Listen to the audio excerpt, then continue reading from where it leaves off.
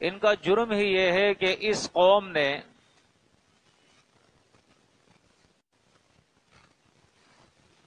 ایمان کے اقرار کے بعد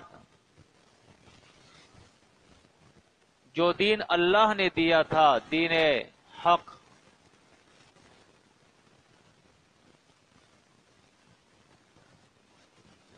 اس دین کو چھوڑ کر اس کے مقابلے میں افترائی اور خود سختہ ادیان انہوں نے بنا دیے۔ فرمایا وَلَا تَكُونُوا مِنَ الْمُشْرِكِينَ مِنَ الَّذِينَ فَرَّقُوا دِينَهُمْ وَكَانُوا شِيَعًا كُلُّ حِزْبٍ بِمَا لَدَيْهِمْ فَرِحُونَ۔ اور مشرکوں میں سے مت ہونا جنہوں نے اپنے دین، یعنی اللہ نے جو دین دیا تھا اس دین کے اندر انہوں نے ٹکڑے ٹکڑے کر دیے، اس کے فرقے بنا دیے، اور اب ہر فرقہ اس کے پاس جو دین ہے، خود ساختہ دین، بنایا ہوا دین، احبار اور رہبان کا دین،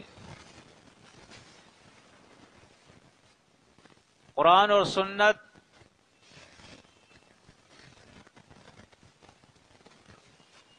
کو ملا کر اس کے ساتھ کچھ اپنے خیالات اور اپنے عقائد، اپنی سوچ، اپنے مفادات، دین حق اور اس باطل دین کو ملا کر انہوں نے ایک دین بنایا۔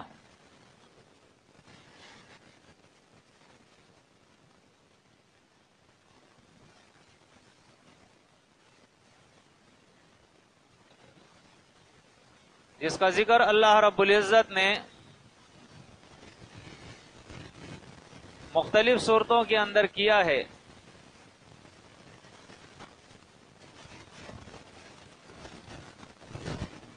فرمایا ان الذین یکفرون باللہ ورسلہ ویریدون ان یفرقوا بین اللہ ورسلہ ویقولون نؤمن ببعض ونکفر ببعض وَيُرِيدُونَ أَن يَتَّخِذُوا بَيْنَ ذَلِكَ سَبِيلًا أُولَٰئِكَ هُمُ الْكَافِرُونَ حَقًّا وَأَعْتَدْنَا لِلْكَافِرِينَ عَذَابًا مُهِينًا۔ بے شک وہ لوگ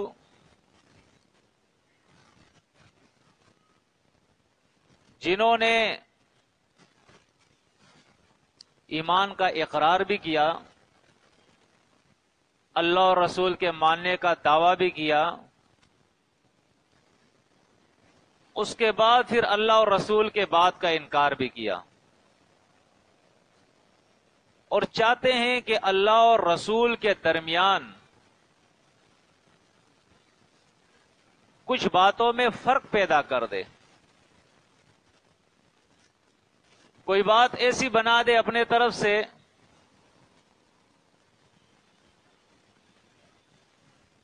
جو رسول کے طرف منسوب کر دے اور وہ اللہ کی بات کے خلاف ہو، قرآن کے خلاف ہو، اور کوئی بات ایسی بنا دے اپنے طرف سے جسے وہ اللہ کی طرف منسوب کرے اور رسول کے بات کے وہ خلاف ہو، اور یہ کہتے ہیں نؤمن ببعض ونکفر ببعض، کہ ہم بعض کو تو مانتے ہیں اور بعض کو نہیں مانتے ہیں۔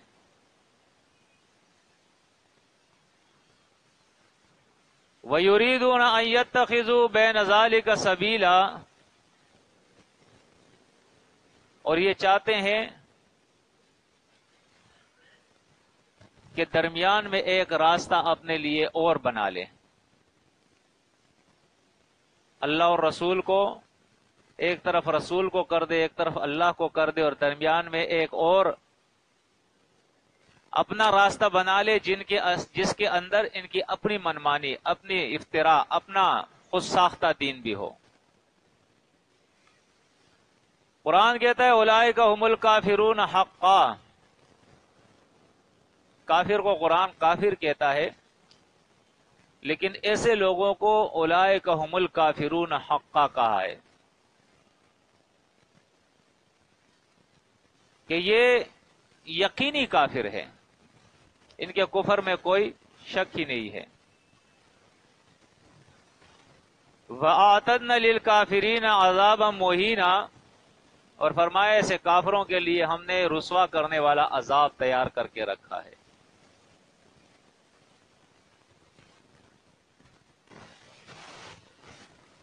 مختصر یہ کہ ہمیں جو دین اللہ نے دیا ہے اس دین کو اللہ نے دین خالص کہا ہے، افترائی دین نہیں، ملاوٹ والا دین نہیں۔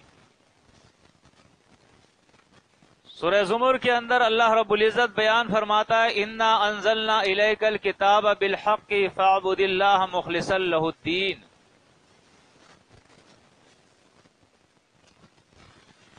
ہم نے اے محمد صلی اللہ علیہ وسلم آپ کے طرف یہ کتاب اظہار حق کے لیے نازل کی ہے۔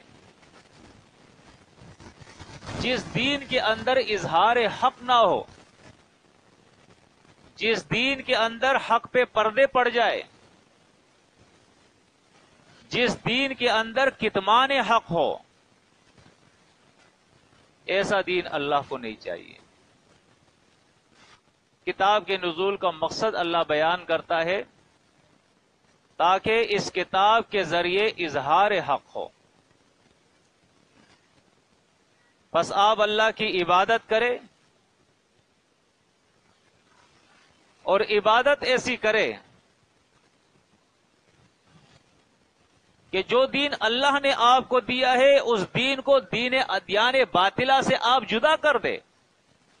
امتیاز ہونا چاہیے اس کے اندر کہ یہ دین حق ہے اور یہ دوسرے جو ہے یہ دین ادیان باطلہ ہے۔ مخلصا لہ الدین،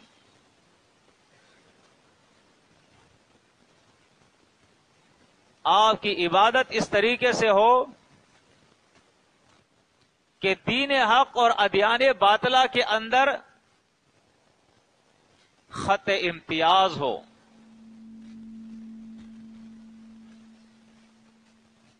فرق ہو اس کے اندر، لوگ سمجھ جائے کہ یہ سچا دین ہے، خالص دین ہے، اور یہ بناوٹی دین ہے، افترائی دین ہے، خود ساختہ دین ہے، ملاوٹی دین ہے۔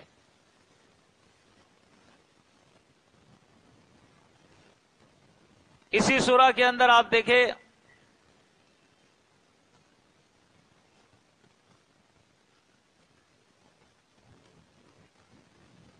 یہ آیت 2 تھی، اور آیت 3 کے اندر پھر اللہ فرماتا ہے الا للہ الدین الخالص۔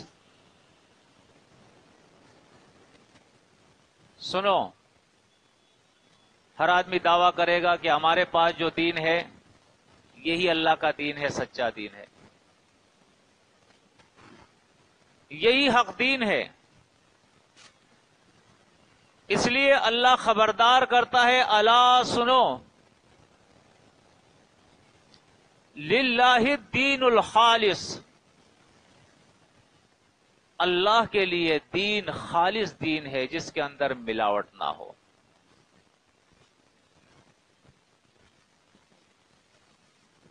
اسی سورہ کے اندر دیکھیں تیسری مرتبہ اللہ رب العزت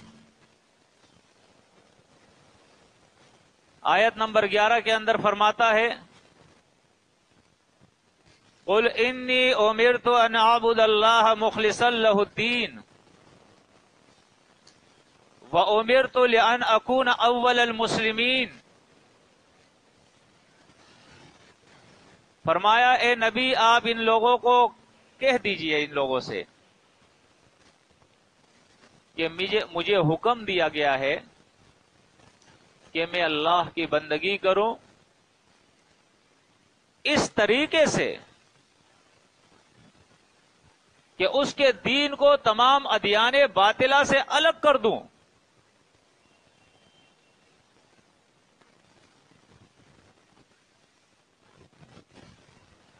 وَأُمِرْتُ لِأَنْ أَكُونَ أَوَّلَ الْمُسْلِمِينَ،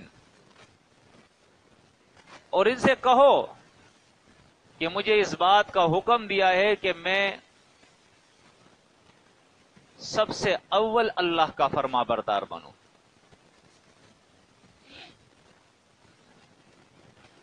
دیکھیں جو آیت میں نے سورہ یوسف کی تلاوت کی تھی، انشاءاللہ اس کے طرف میں جاؤں گا.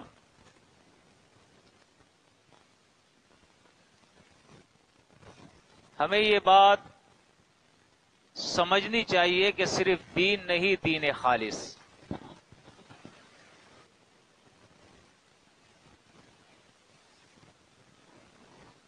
صرف دین نہیں، دین خالص ہمیں اپنانا ہے.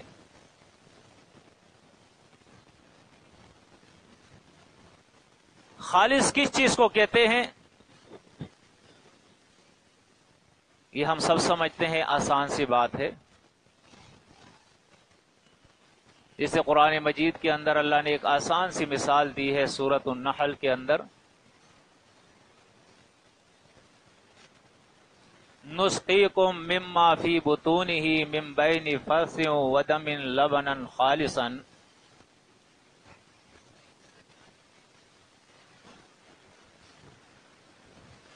یہ چوپائے، اس میں تمہارے لیے عبرت ہے. اس میں سے ہم تمہیں پلاتے ہیں وہ چیز جو گوبر اور خون کے درمیان سے ہم نکالتے ہیں. لبنن، دودھ، خالصن، خالص ملاوٹ سے پاک، جس میں نہ خون کی آمیزش ہوتی ہے اور نہ گوبر کی آمیزش ہوتی ہے، گندگی کی.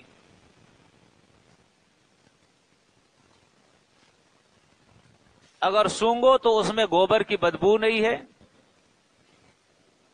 ذائقے میں گوبر کی بدبو نہیں ہے، ذائقہ نہیں ہے، رنگت میں خون کی رنگت نہیں ہے، خالص سفید. ذائقے میں ایسا ہے، خالص دودھ وہ ہوتا ہے جو امیزش سے، جو ملاوٹ سے پاک ہو بالکل.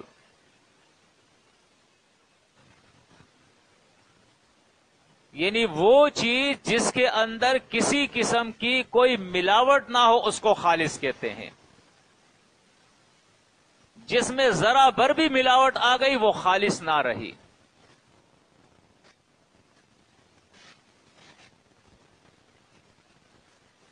خالص کی دوسری تشریح آپ دیکھیں سورہ یوسف کے اندر،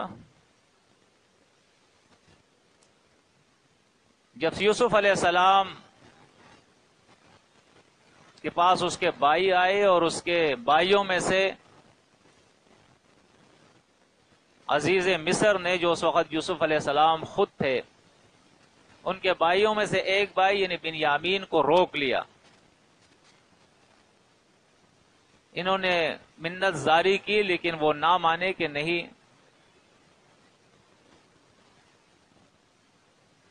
تو اس وقت اللہ بیان فرماتا ہے فَلَمَّا اسْتَيْأَسُوا مِنْهُ،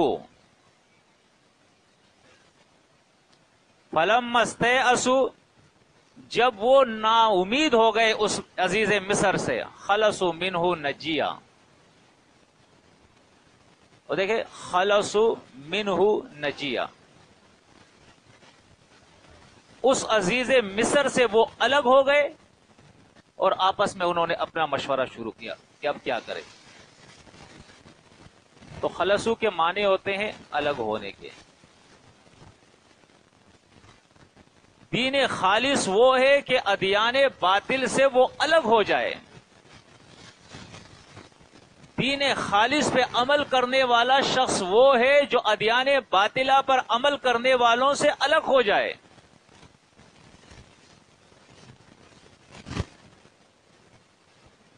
اس دین خالص کو ماننے والا،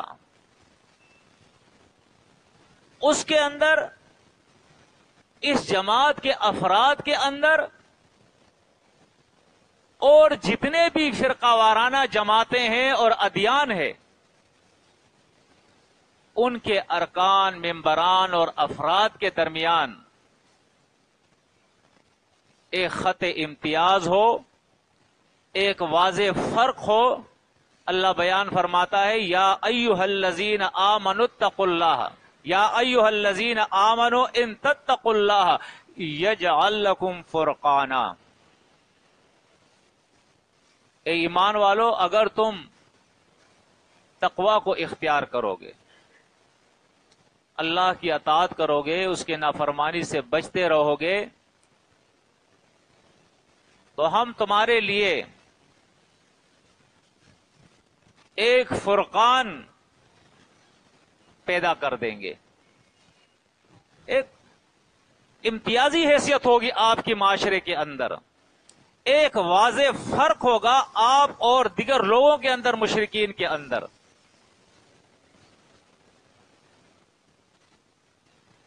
اب دین خالص پر جو لوگ، جو افراد عمل کرنے والے ہیں، اس کے ماننے والے ہیں، کہ ہم ایسے کسی دین کو نہیں مانتے جس کے اندر ملاوٹ ہو، ملاوٹی دین نہیں مانتے۔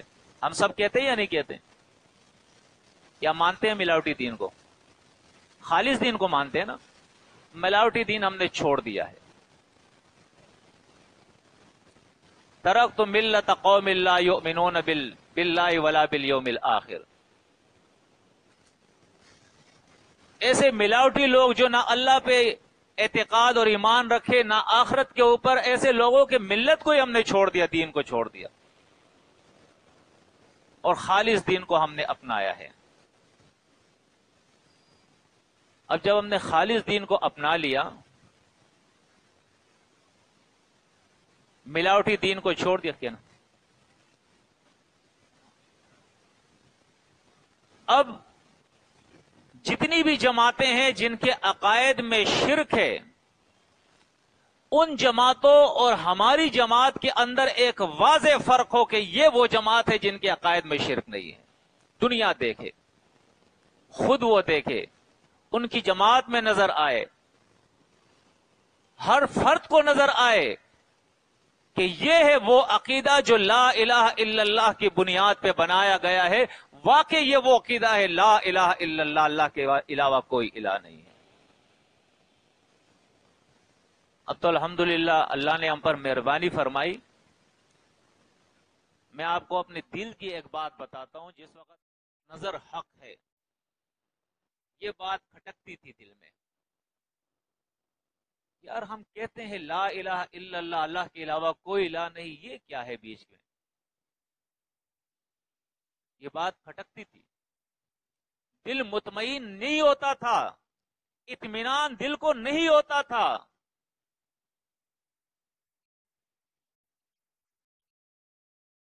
اللہ رب العزت نے مہربانی فرمائی، اور وہ جتنی بھی چیزیں بیچ میں تھی ملاوٹی، اللہ نے اس کو دور کر دیا۔ لا الہ الا اللہ کی توفیق اللہ نے ہمیں دی۔ اب وہ نہ نظر رہا، نہ دم رہا، نہ دجال رہا، نہ شرک کی کوئی اور قسم رہی۔ لا الہ الا اللہ کا معنی اور مفہوم بالکل واضح ہو گیا کہ اللہ کے علاوہ کوئی الہ ہے ہی نہیں۔ وہ اپنے ذات، صفات، حقوق، اختیارات، علم، تصرف، الوہیت، ربوبیت، ہر چیز کے اندر وہ اکیلا ہے۔ تو ایک واضح امتیاز، ایک واضح فرق ہو مشرکین کے اندر اور ایک موحد جماعت کے اندر، اہل توحید کے اندر، کہ یہ ہے اہل توحید اور یہ ہے اہل شرک۔ اعمال کے لحاظ سے دین خالص اختیار کرنے والے اور ملاوٹی دین پر عمل کرنے والے، افترائی دین پر عمل کرنے والے، ان کے درمیان ایک واضح فرق ہو۔ فرقہ پرستوں کے اندر رسوم ہوتے ہیں، رواج ہوتے ہیں، خرافات ہوتے ہیں، بدعات ہوتے ہیں، گناہ کبیرہ ہوتے ہیں یا نہیں ہوتے؟ کلمہ پڑھتے ہیں لا الہ الا اللہ محمد الرسول اللہ، اس کے کیا معنی ہوتے ہیں؟ ہم نے اللہ کے دین کو اختیار کر لیا۔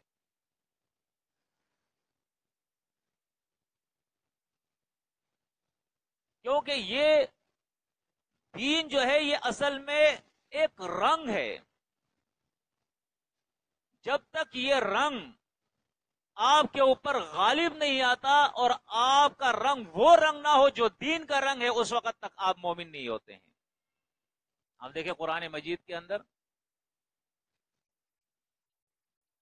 سورۃ بقرہ کے اندر جب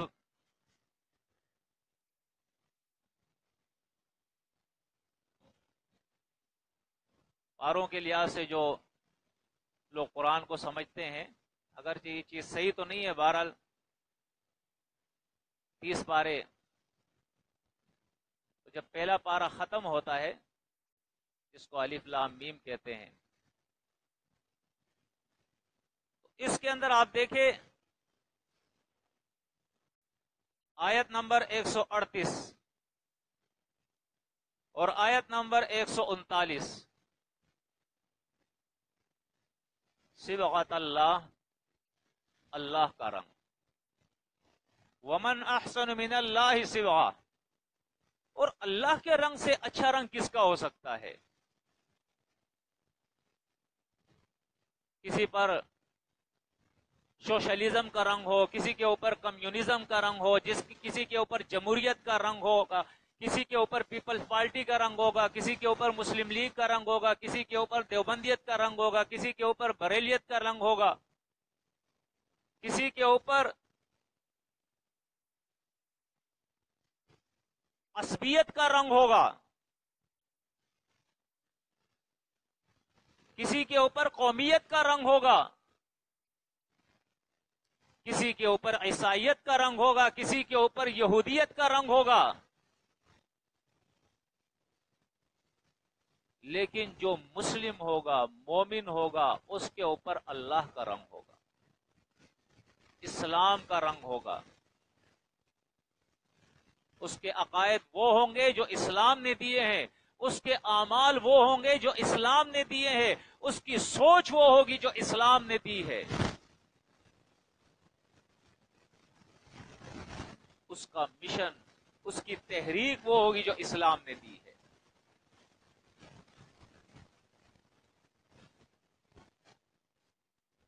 فرمایا وَنَحْنُ لَهُ عَابِدُونَ،